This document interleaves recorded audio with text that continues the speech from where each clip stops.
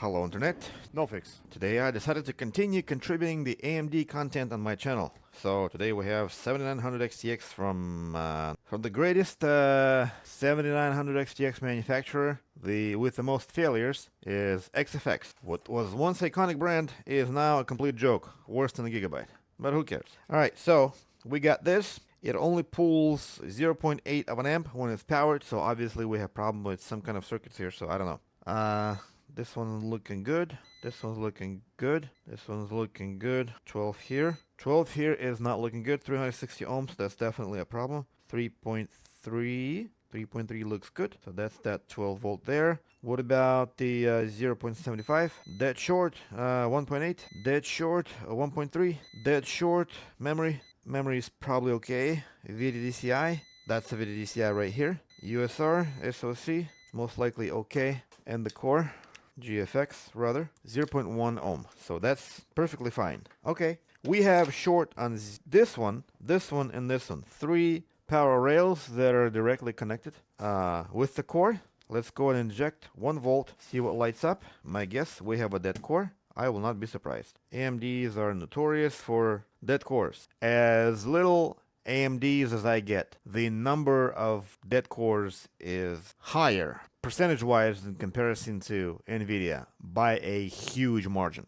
All right, here comes 1 volt. Let's see what we see here. Okay, we're pulling half an amp. I'm not going to be able to see. Oh, I see it there, right there. You see that corner of the GPU? Yeah, right there. That's a dead GPU right there. Okay, 1.8 volt. So the 1.8 is actually short. Looks like at the let's look a little bit closer. So that one's short at the buck converter, I believe. Yes, so the buck converter is here short. What about 1.3? And the 1.3 is short inside the core, right there. Perfect. Well, that was quick. So we have a dead core. We did an amazing job on the soldering, so we're gonna let the customer know what we did. We're gonna invoice and mail this back to the customer. AMD was once iconic GPU, and now that it was taken over by this chick, things went south or north. I don't know which way they went. They went into the no fix direction, whatever that direction is. Probably down the toilet drain. So no fix, and who knows? Who cares? No fix. I'm almost tempted to say, as usual for the AMDs, that's not always the case, rather rare, but it is way more common for the AMDs than it is for Nvidia's. And that's why Nvidia is dominating, as much as I hate to admit this. But let's not give up, because we have another 7900 XTX from ASRock. Yes, perfect. ASRock. Let's see. So this one came in with no power, nothing on the screen. Okay. Let's see what it does when we power it on. Maybe it does have power, it's just not showing anything on the screen. So here goes. Power supply is on. Nothing smoked. What more do you want? Absolutely love the glow of the LEDs. It looks nice. I don't know, there's something about these white cards that look really good with them LEDs and whatnot. Okay, so we're gonna plug this thing in and probably go straight into the memory test. My guess, we're gonna have some memory errors, hopefully. So that way, at the very least, we can fix one AMD today. That would be a good day. It would definitely a historical day when an AMD card actually gets fixed. All right, so see if it will post. Everything works except no image on the screen. Switch to the motherboard video display and let's run some memory tests. All right, let's see if we even have this thing detected. So I'm gonna go quit this. LSPCI. Looks like we have advanced micro device. That's good. Gonna go back to menu and we're testing 7900 XTX. That's going to be number 7. And my guess is, given the size and the weight of the GPU, the common point of failure are the memory chips at the bottom. So let's see what that does. It looks like the test is taking its time to run. This is a real time, and if it was complete by now, then that would mean a problem is much worse than anticipated. But we're actually getting errors on F0, okay, or the F1 F0, doesn't matter. It's all the same thing, same chip. And if my cheat sheet here is correct, the F chip is right here. So no surprise there. It's very close to the hook, to this area of the board that constantly getting flexed by the weight of the GPU. So my guess is that we're gonna end up having to not just that one chip, but also most likely all of its neighbors, because I'm guessing I'm going to have a lot of ripped pads, as it usually is the case with these cards. And who knows, hopefully it works, and if it doesn't, we might even have to go as far as reballing the core. Hopefully that's not going to happen. You see, they even put pads on the coils for the 12 volt coming in. I mean, this is really thoughtful. You know, AMDs, they really do think when they design their cooling systems and, you know, things like that. But the core, the very foundation of the whole graphics card, is a complete piece of trash. So unfortunate, very upsetting. Especially for gamers out there. If you're looking for nothing other than FPS, AMD is like your best friend. Look, we even got more pads on the back of the power connector. Who cares? I don't care.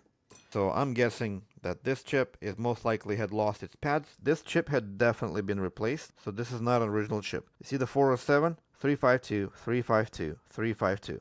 So this chip had definitely been replaced. So, and because this chip is kind of like in the middle of the core, I have zero reasons to believe that the problem is under the core. The problem is most likely under the chip. But why this chip failed, I have no idea. We're gonna have to take this chip off, figure it out together.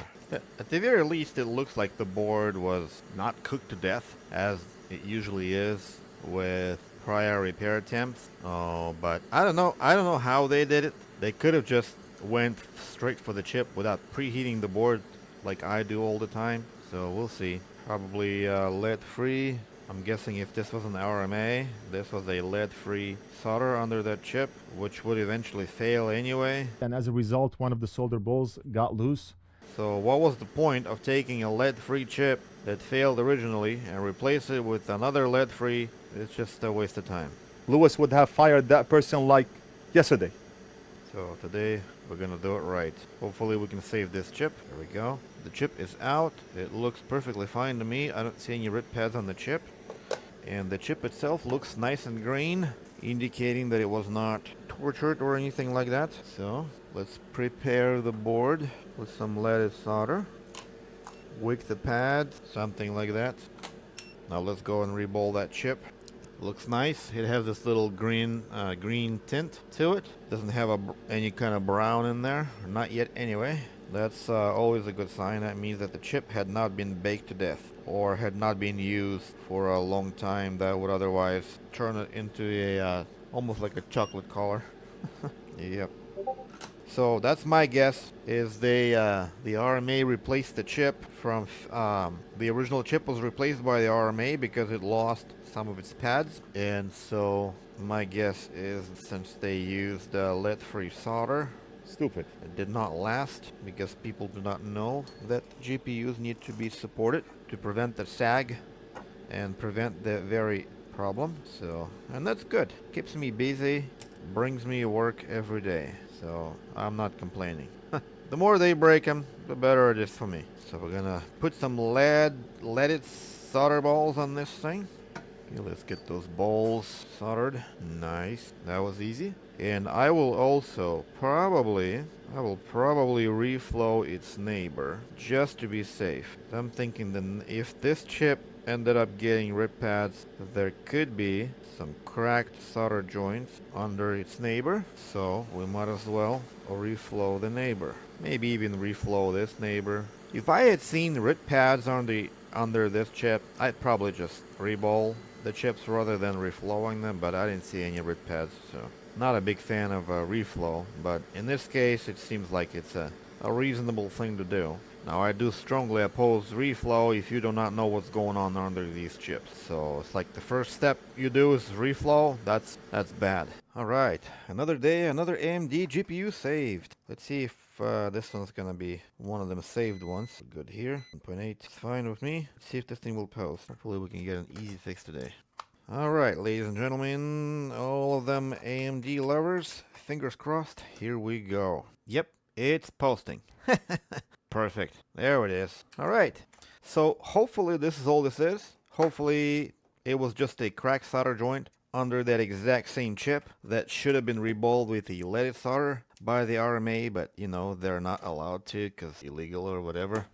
Nothing illegal here though. I care less about if I die of cancer or not. Don't matter, no one's gonna miss me anyway, so I might as well get all the lead I can while I still can. So clean that up, put some fresh pads on here, run some tests, and hopefully that will be it for this repair. I wish it to work for years to come. If the customer wants to have this card work for years to come, he's gonna have to resist the temptation that no AMD owner can resist, is to not overclock the card. That's like super hard to do. It's actually easier not to overclock than to overclock. Whatever. Yep. You want your AMD to last, don't overclock it. Simple as that. Because the core itself can barely hold the power that the board is already providing. So it's not even, it's rated to hold, to be able to handle the power, whatever the rating that may be. But that rating is only on paper. Practice, there had been so many cores blown up on 6000 series especially. People dare to overclock it, core explodes. You do not see exploded Nvidia cores unless it's some extreme overclocking. But with AMDs, every day. I don't know, man. All I'm saying is that the AMD cores are junk. That's all I'm saying. Whether you like it or not, I don't care. That's my experience. They're either cracked in half or they're shorted. So that will be it for this repair. Hopefully this was entertaining or educating. That will be my contribution to the AMD community. A second one. So, goodbye.